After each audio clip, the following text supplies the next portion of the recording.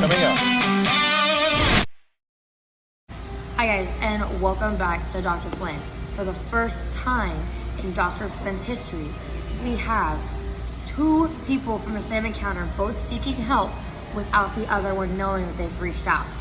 Me and my husband are having some issues over something I definitely saw. My wife is going psycho over this delusion. It has to do with something with my ex-fiance, so I'm sure he's feeling a little bit jealous. Who died in a war. She's scaring our family. She's compromising our marriage. Please help me. If you could help us figure it out, I would be so grateful. We have Kathleen on the floor here right now to hear her side. How you doing, Kathleen? I'm doing good. So what's been going on? So I went back to my house, right? And we didn't have caretaker there most of the time. But he wasn't there, and obviously hadn't been there for some time. And I found a letter that had obviously just been in, but the question of the thing was, how did that letter get inside my house? Like, I didn't know how it got in. And it was a letter from my ex-fiance. Who's your ex-fiance?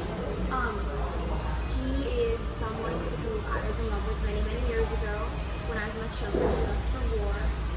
I can't really speak too much details on him, but the thing I didn't know, the love was there. You know, that young love. You know what I mean? I can imagine. Yeah.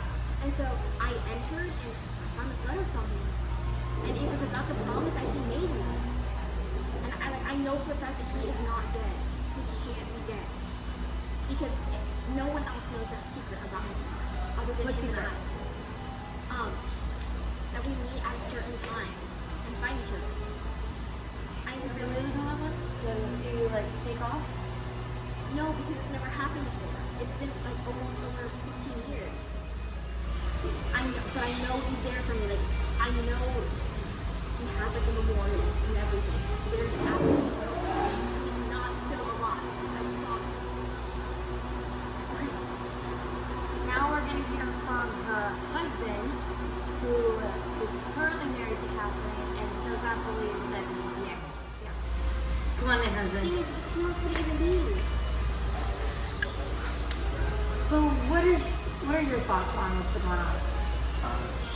She didn't actually love this man when she was with him. She's been going crazy lately. I know a lot of stress from all the bombings, it's having to move. I think that's playing into her mental psyche. Mental psyche of like, well, how would you describe it? She's basically going psycho. I mean, when I talked to the taxi driver when they somehow found our house. All right, here we have the taxi driver who allegedly drove off into whatever with Kathleen in the back seat. What are your thoughts? It wasn't allegedly, ma'am. That lady was crazy. So you actually drove her off into wherever? I did.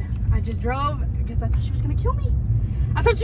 So I just drove. She said she saw her dead fiance. Nah, I don't do that. I was scared. There was nothing there. Were there any kind of weapons that you thought that she was gonna kill you with? I don't know. I feel like she had this paper in her hand, but she was just crazy. She had the crazy eyes. Can you give an example of the crazy eyes? Alrighty. Well, thank you for your input. She said she was rambling on about some letter that she found, and never actually saw this letter that she claims to have found. No. The taxi driver, he didn't know where he was freaking going. Like, I gave him a clear direction, and he just told me he wasn't listening to me. Like, you have to understand. I'm trying to keep an open mind here so I can understand both sides. Okay. You were saying? And all she's been talking about for the past month is this person she's been trying to find. But we found that person. This person died at war. And so I don't understand how she thinks this letter got there. I don't believe there was a letter at all. No letter at all? No letter at So all. what do you believe she found in the house to lead her to this idea of a letter? I think she's fantasizing this relationship, and she's trying to compromise our marriage with this fantasy of this man that she didn't even actually love, who is dead by now. Why would she compromise your marriage?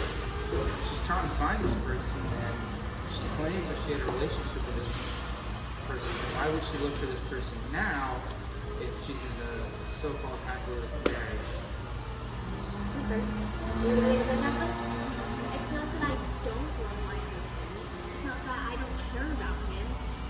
But I have to figure out like what this could be because you never know.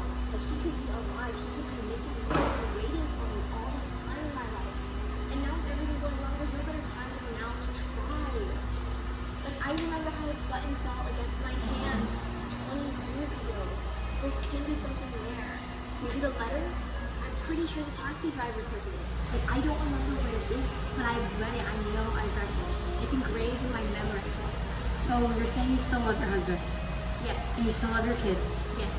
Why would you risk losing something you already have for a wild dream? If you don't chase your dreams, like there's more in life. You know, and I know they all understand that. Because it's not even about finding him and falling in love with him. What if he's alive? To know what could have been is what's doing it for me. I need to know what could have been, what could have not been. Okay. Can you describe what the letter said? Just so you have an understanding of what you saw. The letter had just a lot of details that had to do with certain things that only me and him knew about. Like meeting at that certain time. Or like we talked about so much about what was in that letter. And it just brought back all the memories that me and him made in our short time together. That all the years ago. Like I know my family didn't like him. Like I know no one trusted him. No one even mourned him. When they found out he died. I was the only one who mourned him. I didn't get free years. And he at least deserves my respect to go find him. Just in case he's alive. Obviously, there's a disconnect in this marriage. To come together and pass this chase of events, I would suggest marriage counseling and healthy ways of coping with what's happening, or just divorce the girl.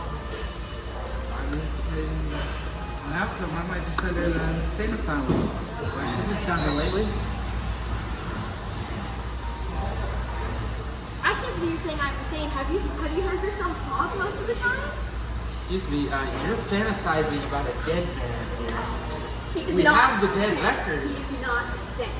He is dead. No, he's not. There's literally dead records from the war when he died. And we're trying to find a girl. He's not dead. You're live at the grave of the ex-fiance. What are your thoughts on the accusations that against you?